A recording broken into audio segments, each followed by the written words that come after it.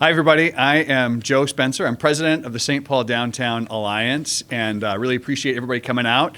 We're just really here to celebrate some great news and I think some huge impact and some milestones we were able to hit in 2025. So a lot of folks know we launched the Downtown Improvement District in 2021, and last year we were able to successfully expand that district to really hit all four corners of downtown St. Paul. That's 90 blocks. And we're able to have coverage with our ambassador services and our safety communications center, the safety comms network. And really, again, I think just had a huge impact on downtown. We recorded almost 1 million different ways that our ambassadors made a difference in downtown. Hundreds of thousands of pieces of trash got picked up, 5,000 graffiti tags got cleaned up and removed. I think we had 3,000 wellness checks, people who, for whatever reason, we wanted to check on them, see if they're okay, and maybe get them to move along to a different or safer space. So just overall, I think just had a huge impact. A lot of that is due to the great work of our team and leadership from John Bandemer, who I'll introduce in a second. But really all of it is due to the support and commitment of our downtown property owners who supported this downtown improvement district. Really grateful for their support. I think we're showing that their investment is delivering strong returns and improving downtown St. Paul, something I think we can all be proud of. And we also owe a gratitude to the city and the county for paying their fair share for the city and county-owned properties and their support of this program as a whole. So really grateful for all of that, and especially grateful to have such a great leader in John Bandemer as our Director of Safety Strategies. Take it away, John. Thanks, Joe. Again, John Bandemer. I'm Director of Safety Strategies for the St. Paul Downtown Alliance, and I manage the Downtown Improvement District Safe and Clean program.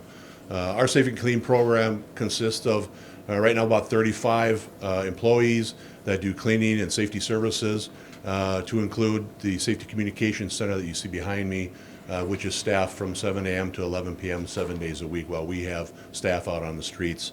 While we hit a big milestone last year with that 1 million contacts, we know that our work is going to increase, and we want to double down on our efforts of that. So we've got great partnerships with St. Paul Police, obviously co-locating within their office space here, and also with Met Transit and the police department there to provide safety services on the light rail platforms. In fact, with our agreement with Met Council over 2025, we're doubling that effort. Met Council now is going to be paying for and providing safety ambassadors not only on each of the light rail platforms in downtown St. Paul, but also 2 roving ambassadors and a supervisor for those employees.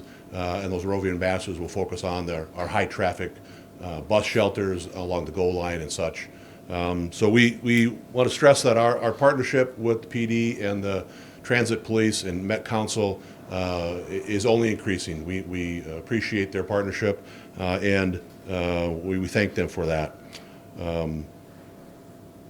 Again, the Safety Communication Center is open 16 hours a day, 7 days a week, and we're going to talk about with the mayor a little bit later about how to make contact with them, and then take a short walk around the Skyway system and show her some of the other things that we've got going on. So I appreciate everybody being here, and I'd like to introduce Mayor Her.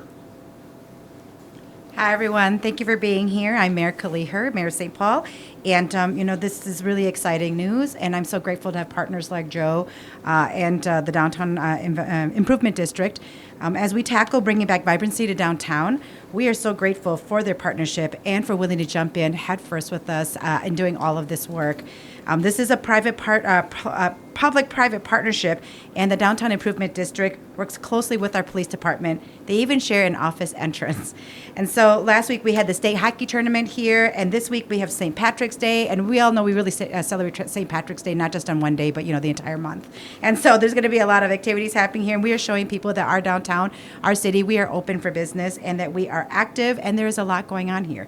And so I encourage others to jump in with us, to encourage others to come down here, and that as we make sure that our whole downtown is vibrant, we're growing together and learning together, and we continue to work together through this process. So thank you all for being here and being a part of this revitalizing our downtown St. Paul. And we'll take a few questions now before we can go into the command center or the communication center and take a look. So. Mayor, the city released reports saying that the ICE surge had a $118 million impact on city businesses. Just curious what your thoughts are about that number and if there are any plans for the city to help people, help folks out. Yeah, I mean, the city has been helping. We not only moved some funding over to address the emergency housing situation, but also we worked with our partners. We convened a number of groups together to talk about the impact on businesses months ago when this was just first starting. And what they told us was that they saw their own businesses down 60 to 70%. So we were able to work with private partners to be able to pool funds together in order to address some of these really important needs. But we're also asking the legislature for some help. I mean, our city, we already had a great plan to turn our city around, and this Operation Metro Surge did not help. And so we really do need the state to step in, and there's an ask at the legislature to provide relief for our businesses here, but the work continues. So we can't stop what we're doing now and what we're trying to do with our downtown and revitalization. At the same time, we have to address that, and we can do both things at the same time. Any idea how much money the city would be able to put forward for this effort? So the city itself, I mean, we've already put some funding towards it, but truthfully, the bulk of it has to come from the state. As I've talked to mayors across our state, as I've talked to mayors actually across our country, is that, we set our budgets the year beforehand. So we don't just have millions of dollars sitting around to allocate to something. So every time we shift money, it's to take away from something else that was already allocated to. And so our greatest hope is to work with the legislature. There's a number of bills moving there at the current time, but really our hope is that the legislature will step in because this is not something that we all created. This is something created by our federal government, and that it will need some federal and some state help in order to get through it. Have you folks gotten to the point where you know how you allocate these monies, these city funds? Yeah, and truthfully, that we will actually, we have to work with our partners on this. The city has an idea of who has come to us needing the help, but this is a larger effort that will require that we do bring businesses back together, and homeowners and renters and all of those who've been impacted by this, daycare owners. We will have to bring everyone back to the table to have a more comprehensive, if we're able to get the funding for this, how do we allocate it to the greatest needs? Can you talk about the decision you made not to approve an independent investigation into St. Paul Police during the incident in November where some journalists got hit? Yeah, so today really is about downtown and revitalization, so this is a little bit off topic, but I will address the fact is that it's not that I wasn't willing to do an independent investigation. It is that there's already an investigation, an internal investigation right now. And so if you were to have multiple investigations going at the same time, and if they were to produce different outcomes, that we would really truly undermine our ability to have transparency and to hold accountable those who need to be held accountable. And so this is to make sure that there's integrity in a process and that we have something that we can really stand behind. Could there be an independent investigation after this one is completed? There's always opportunity for taking different approaches because we don't know where we can go, who we can contact, and what we can do. If there's an investigation, we can also have a review of the investigation is done by an independent party. We can ask for our own investigation. So there's much that we can do, but I'd like to see the internal investigation first before we start taking action and saying what we might want to do. If the St. Paul City Council approves a 60-day pre-eviction notice that gives landlords, mandates landlords to inform their tenants, you have 60 days before I file, would you veto that the way Mayor Fry vetoed that in Minneapolis, or do you think you'll allow that to stay? So there's still a lot unfolding around this topic. And again, it depends on the number of votes as well. And so I generally want to, I'm somebody who fought very hard for tenant protections at the legislature. I carried forward the 10 Homes for All Coalition tenant protection bills. I'm very much for making sure that people can stay in their homes. But I also understand that our advocates who provide affordable housing have put out their own statement around why this might be detrimental. So for me, it's weighing out both positions and also seeing how the council falls on this when the vote happens. That'll determine sort of the outcome of how I'll move forward. Any questions about DID? Could you detail exactly what the ambassadors do on a daily basis? Sure. Well, we have both cleaning ambassadors and safety ambassadors.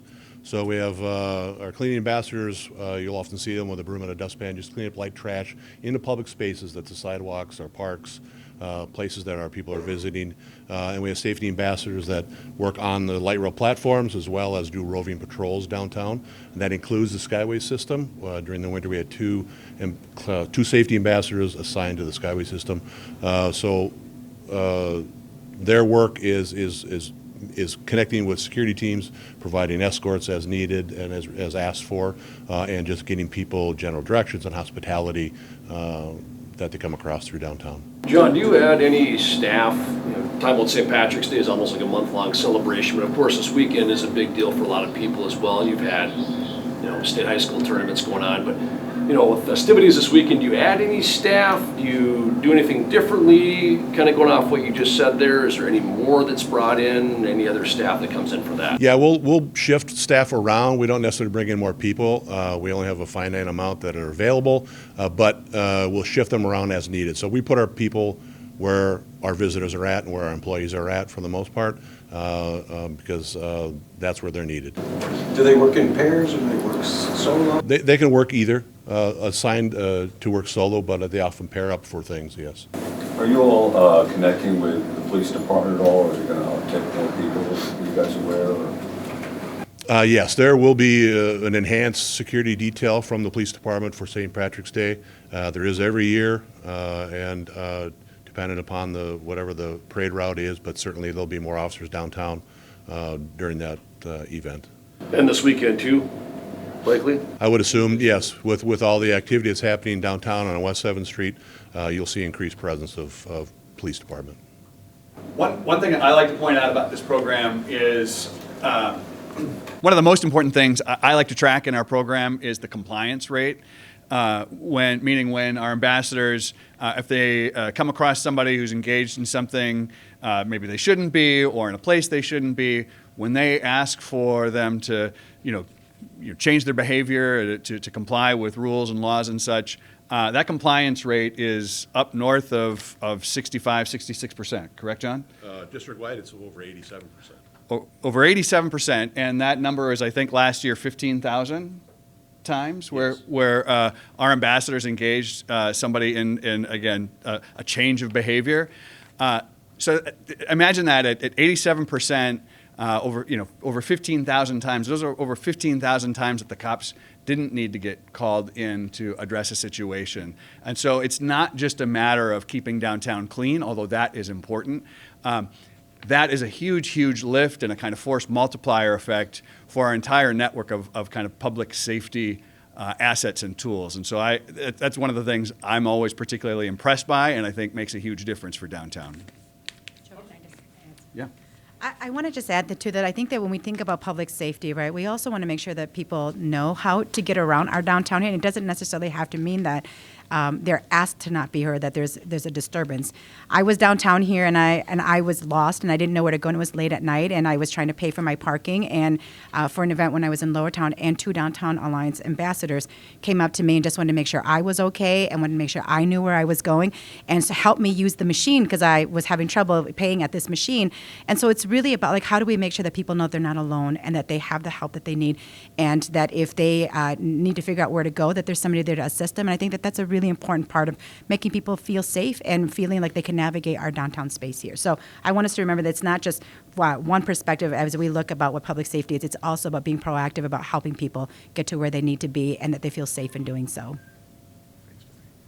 How does the communication center here tie in with the ambassadors? Do they dispatch the ambassadors? Can the public call the communication center and ask for an ambassador? Yeah, absolutely. We encourage public to call the Safety Communications Center for assistance or request assistance from an ambassador. That number is 651-236-0284. I believe that's right. But we've got QR codes and we've got some flyers we can pass out to you. And so the dispatchers within Safety Center work the same hours the ambassadors do. So they are in contact with ambassadors throughout the day, handling problems and dispatching them to issues or requests for their services. We also have what we call Safety Comms Network. So our dispatcher is connected to, right now, 44 different security teams within buildings downtown on a communication network that they can share photos and videos and chat, and they share safety information all day long through that information network between the dispatchers, the safety teams that are on the street, and then the security teams that are within the building. What kind of background do the ambassadors have Do they come from all different areas? Are they specifically trained prior to becoming an ambassador? So we originally, when the district started, we contracted with Block by Block for our ambassador services. So they're contract employees through the district and Block by Block. And depending upon the job that they accept, a cleaner's position or a safety position, there's a level of training they received. Our safety ambassadors receive the same amount of training a security guard in your bank would receive. They go through a rigorous background check through the State Bureau of Criminal Apprehension, so we can ensure that our ambassadors that we're putting out on the street are safe and they're able to do escorts responsibly and safely. And then its ongoing training continues through that as any other job does. Can you, I was just going to ask you to spell your last name, just for the journalists. It's Bandemer, B as in boy, Andemer. So the police aren't dispatching the ambassadors, but they're in touch with them on some level?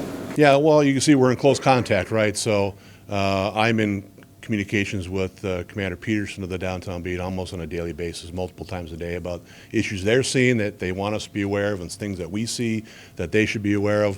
Their officers will often come through here, going out to calls for service and stop in and talk to the dispatchers. So, and we intermingle with them on calls. We do end up having to call them sometimes to handle situations that are above what our people are trained for. So we want to be good witnesses, good ears and eyes, and be that force multiplier for safety downtown. But they have their own dispatch? Yep, this is the dispatch center right here, and police have their own dispatch through Ramsey County. How many are on just during the day? It varies. Today we've got 9 or 10 ambassadors on. I think those are 2 or 3 cleaners, and the rest will be safety ambassadors. Then there's also our management team. But then there'll be more on St. Patrick Day's events? Yep. For events, we'll bring out extra people if needed. Yep, Winter Carnival events, we did the same thing.